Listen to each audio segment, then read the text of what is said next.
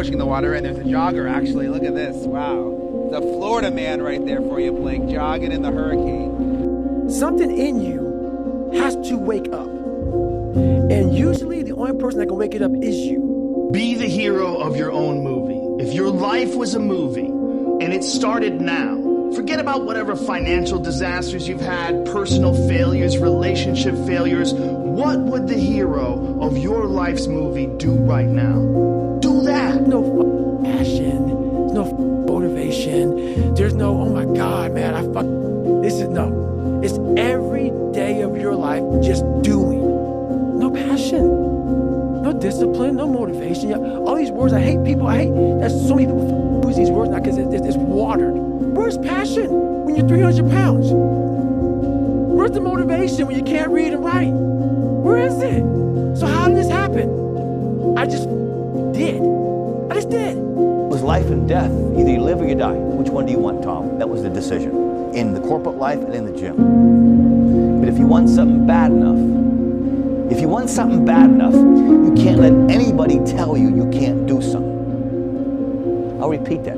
If you want something bad enough, you can't let anybody tell you you can't do something, not even yourself. A lot of days I'm like, oh, you can't do this, Tom. You can't be as quick as a 30-year-old on the computer. Let me show you. I would have arguments with myself. I could do it. We define ourselves far too often by our past failures. We look at our past and we say, well, that's me. That's not you. You are this person right now. You're the person who's learned from those failures. And you can choose to be the hero of your own movie right now. Write down your goals. Write down things you want to improve. Write down things you won't tolerate from yourself. Write down things that you've done in the past that you never want to see yourself do again. And go forward. Everyone is jealous of what you've got. No one is jealous of how you got it. Everybody wants the view, but no one wants the climb. We're up here because of 4 a.m. We're up here because of 2-a-days or 5-a-days. We're up here because we had a dream and let nothing stand in our way. People see the trophies, but not the training ground. I have failed far more times than I've succeeded. Far more. You would never succeed more than you fail. That's not how it works. You know why? Because failure is a wonderful teacher. It's the only way to learn. You have to fail. Failure is a part of the process to becoming successful. So when you fail, it's a part of the process. Shit, who you know that gets it right all the time? That's impossible. You have to fail. Matter of fact, when you fail, people mad about it. Every time you fail, you're one step closer. The only way you're ever going to get to the other side of this journey is you have got to suffer to grow. To grow, you must suffer. Some people get it, some people won't. Louis, a moment of pain is worth a lifetime of glory. Remember that. Do you think Michael Jordan was just interested in winning championships? You think Kobe Bryant was just interested in basketball? Those individuals are obsessed. Are you interested or are you obsessed? I became obsessed with being the baddest mother God ever created. Am I that? I don't care. I believe it. And I was trying to tell him, once you become obsessed with something, it's okay to be unbalanced for a while. The best at what you do, you have to be unbalanced to find every bit of energy and strength that you have to pull it off. Then you get balanced once you become great. Interested people watch obsessed people change the world. Everything counts. Everything that you do counts. The biggest mistake that people make is they think that only what they want to count counts. No. When you read a book, when you listen to an audio program, when you go to a course, when you go to bed early and get up early and you work, it all counts. And it's all going on the plus side of your ledger. But when you watch television, waste time, hang out, fool around, and so on, all of that counts as well. And it's going on the negative side of your ledger.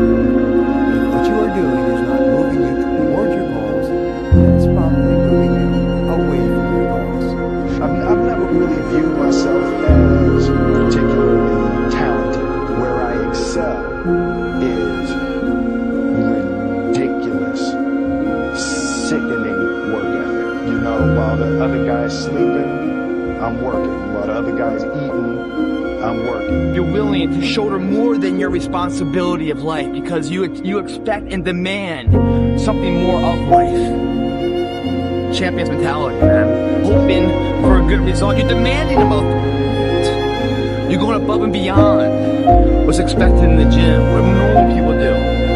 You do more than what's normal because you want more than a normal return of life's investment. Les Brown's a motivational speaker. He made an analogy about this. He says, imagine you're on your deathbed and standing around your deathbed are the ghosts representing your unfulfilled potential. The ghost of the ideas you never acted on. The ghost of the talents you didn't use. And they're standing around your bed, angry, disappointed, and upset. They say, well, we came to you because you could have brought us to life, they say. And now we have to go to the grave together. So I ask you today, how many ghosts are going to be around your bed when the time comes? You think when you're young that you have all this time. You have no time. There's no time. Every day when you get out of bed, life's standing right there to kick you. Life is going to throw all kinds of crazy shit, right? You have to be ready for it. You got to focus. You can't curl up into a ball. You can't run away from it. You can't hide. You have to take all this shit head on. Great things happen and really bad things happen. And you got to take it all in stride. You got to pick yourself up the next day, strap your shoes back on, and get out there and go to war again. And you're gonna fail, and you're gonna fail, and you're gonna fail, and you're gonna fail, and then you're gonna win. And that's life. Life without those challenges, it's just existence. Don't just exist. Go live. Bro, you gotta stop. You gotta stop with all this I can't catch a break. All the time you're complaining, you could be instead hustling. You could be instead chasing your dream. You could be instead figuring out what you're doing wrong, trying to improve certain aspects of your life, getting your together, reading a book, meditating, something. Nobody cares. You know, at the end of the day, nobody cares. What we're going through, how your body feels, nobody cares. We gotta do our job. And we emphasize that to each other again today. You know, hey, I got your back, you got mine, nobody cares, man, we gotta go. The winners always show up. They're willing to lose in order to gain. Big mental thing there, guys. This body, as green as you are, as sharp as you make the arsenal, it can't do anything if you don't have confidence in yourself. We all fall down in life. The question is, who gets back up? You go after it. You give it all you have. If you lose, at least you tried, man. What would have had to have happened in a week for you to look back at that week with pride? Okay, maybe stop breaking promises to yourself. When you say, I'm going to wake up tomorrow at 7 a.m. and when the option comes to hit the snooze button, then do it. There's one win that you've got for the day. That's action. And then the next day comes and you're back playing again, and you understand that life has a cyclical nature where it's, you know, what you do on Monday, it's fantastic, but then Tuesday, it's a bad day. But guess what? There's Wednesday. So are we just supposed to live our lives like this the whole time? You know, versus just staying like this and understanding that it's really just a journey of evolution every day. It's just constant improvement, constant curiosity, constantly getting better. The results don't really matter. It's the figuring out that matters. Yeah, and we all get obsessed about the results. Yeah. No, we get obsessed about like the output, yeah, not the input, not figuring it out and not like changing things. What you said, trial and error, like the experimenting. Yeah. We forget to do that. I was not always this strong guy you see. I went through a lot of hard times in my life to get here today. All I wanted to be was an uncommon man. In my whole life, I was not that. Much worse than that. So I came home one day from working at a job called Ecolab where I sprayed for cockroaches. Made $1,000 a month, weighed 300 pounds. And I got home and I watched a show on Discovery Channel. Guys carrying boats and logs. Navy SEAL training. And I decided to make a change in my life. And I called the recruiter up, and he asked me these questions. You had to meet a certain age, like a certain height and weight limit. I was 6'1" and 300 pounds. He laughed at me. 7 other recruiters laughed at me. One recruiter finally said, "Come on in, I'm too busy to talk to you on the phone." He didn't know how much I weighed. I walked in the recruiter's his office and he looked at me and he said, "You're fat and you're black." I said I want to be a Navy SEAL. I didn't know there had only been 35 African American Navy SEALs at that time in over 70 years. He said I basically had to lose 106 pounds in less than 3 months because of my age. I was getting too old. I came back 3 months later, 106 pounds lighter. I'm proud of you. I'm proud of you because I know how hard it is to take care of ourselves. You're not supposed to have it. You're not expected to have it all. Anybody looks at you at 26, 27, 28 years old and says, "Hey man, what's wrong with you? How come you don't have everything figured out?" They're a fool. Knowledge and experience and wisdom takes time. Wisdom comes from experience, and experience takes time. The more experience you have, the more you learn from that experience, the wiser you can get. If you haven't lived long enough to have a broad enough portfolio of experience, then you can't expect to have knowledge and wisdom. The question is, do we believe we can become it? Without that belief, every journey, how bad do you want it? There's two options. To continue forward, pushing upward. And if you do, that dream is given birth, and forever you will live in the reality of it. If you stop, quit, throw in the towel, I promise you there's no distance you can travel far enough to ever find that dream again. For it is dead. And in its death, it's replaced by regret. Right now, it's your choice. Yeah, nothing changes and nothing changes, man. In order for something to change, there needs to be change. The unfulfilled potential is the story of most people's lives. It is. It is. And it could have been the story of mine. And I tell a lot of people go, "What's your biggest fear in life?" And my biggest fear, honestly, was, let's say this. Let's say, I don't care if you believe in God or not. I don't care. So let's just play a game with me. Let's say you're God. And we have a big line of people.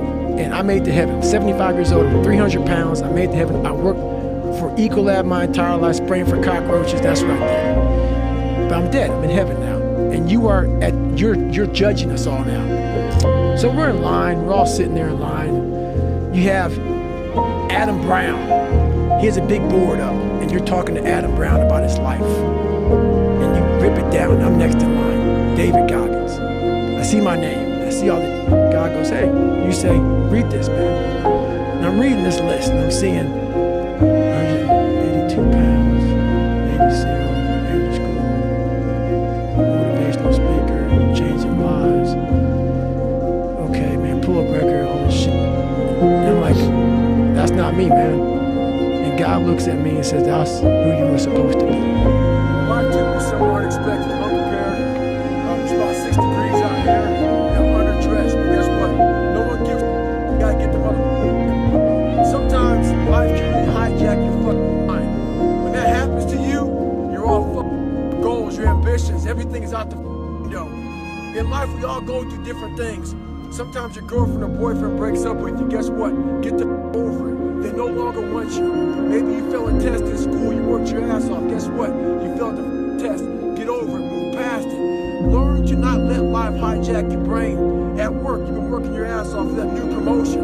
You don't fuck someone else does. Maybe they kiss better ass than you do. Guess what? Get over it. Life will hijack your mind if you let it. Don't allow all these things to make you a lesser person. You must own your mind. Don't let life own yours. I failed. It's 10 times more of a man than someone said, "What if?" Because what if never went to the arena. When you guys find a fear, that fear will either create you or destroy you. I love fear. The reason why? Behind every fear is a person you want to be. Fear is self-imposed, meaning it doesn't exist. You create it, you can destroy it too. It's an intangible. If you face your fears, guys, you will realize it's not that big. And once you face it, you go, "Oh my God, man, I spent all this time running from it. It was so small.